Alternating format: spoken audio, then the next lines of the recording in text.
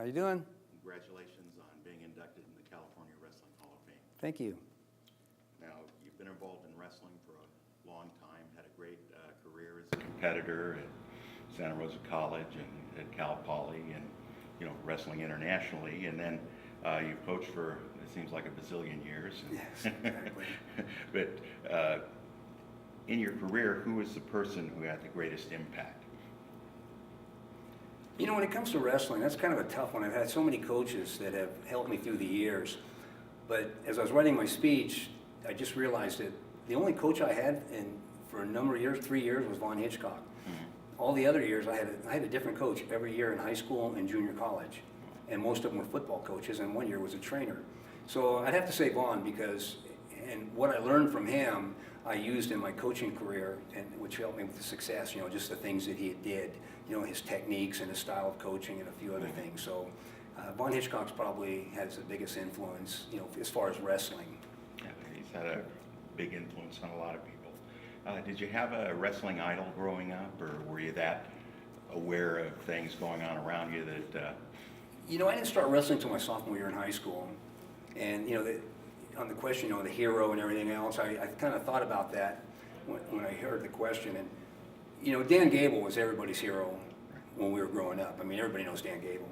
And even though I think there were some better wrestlers, but Gable, just because of his tenacity and work ethic. But, the other one I think that was really attributed to my success, and as you get older, you don't realize it, but your father.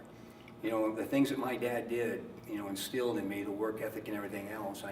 As I look back, he was my hero, in life. And then the other one was Jim Thorpe. I always idolized Jim Thorpe, just because, you saw the movie and I read the book, and the guy was just a phenomenal athlete, all around, could do anything, and you kind of wanted to be like him. I pretended I was him as I was growing up. So I guess I answered that with three questions, or three answers. Well, that was good. Dennis, what part of your personality or what personal attribute do you think probably guided you to your success in wrestling? That's a good one. As I think about that, tenacity, I'm hard-headed. I'm like a Labrador Retriever, head and head with a 2x4, and they kind of, just pay attention. I would never admit that someone could beat me. You had to beat me in order to do it. And that was, I was the oldest of three boys, so I obviously was probably in a lot of fights through the years. I never gave up. And I think that was part of the, the thing that I know coaches, kind of like that. Just the fact that it was just hard-nosed and go after it. What made you get involved in wrestling? Did you have family members that did it, or? No, we moved a lot, but my sophomore year in high school, sophomore year in high school, we had PE and wrestling, and then they had an intramural tournament, and I lost to a guy that had been varsity the year before, and so the coach, just like we've done through all the years, hey, you're pretty good, why aren't you out for the team? And then so that's when my career started. What's the event that was probably the event that stands out most in your mind throughout your career? It could be either as a competitor or a coach. I think when I won the JC State, the thing that was nice, I was kind of an orphan, when it came to wrestling. I was not very good programs, like I said, football coaches and everything else, and it seemed like I was always the one that was wrestling, and everybody got mad because I had to stick around the tournaments. But the JC State, I was the only one that went down, and I had 3 or 4 teams in my corner. And so after I won the state, not just the winning of the state, but the fact that I had a team, and actually 4 teams, in my corner, it was just a really good feeling. Matter of fact, I wanted to go hug those guys before I hugged the coach, kind of a deal. Just because you worked out with them.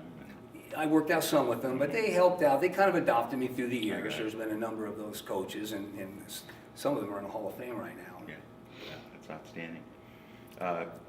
If you had the opportunity to start your career over again, would you change anything? The one thing I didn't do and I didn't have a whole lot of direction, but one of the things I wish I would have done, that's the one thing that Hitchcock made me do when I got to Cal Poly, and that was drill.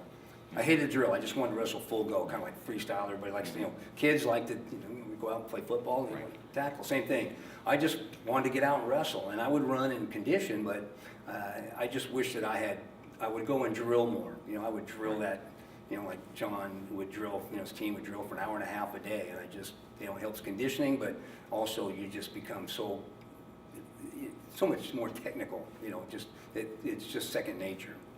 So you see the benefits of that now. Yes, yes. Well, because when I started coaching, No, right. you know, and then I was making the kids do the thing that I hated. Absolutely. But also the way I did it was the way Hitchcock did it, and it was more fun. It wasn't, it's the drudgery that the other coaches had you do, you know, by all the steps. Okay, 2 minutes double X, 2 minutes go like this, and those are the types of things we did. And you just keep it going like it's a game, and before you know it, oh shoot, an hour has passed, you know, and I just wish that I would have had that in high school. Right. What would you like people to remember about Dennis Bardsley? That he loved wrestling, that he gave his all for wrestling, did everything he could to help not only his team, but, you know, other people's teams and the section teams and at the state level. Yeah, that's great. You've always been helpful to everybody, Dennis, and congratulations for being inducted into the California Wrestling Hall of Fame. Thank you very much.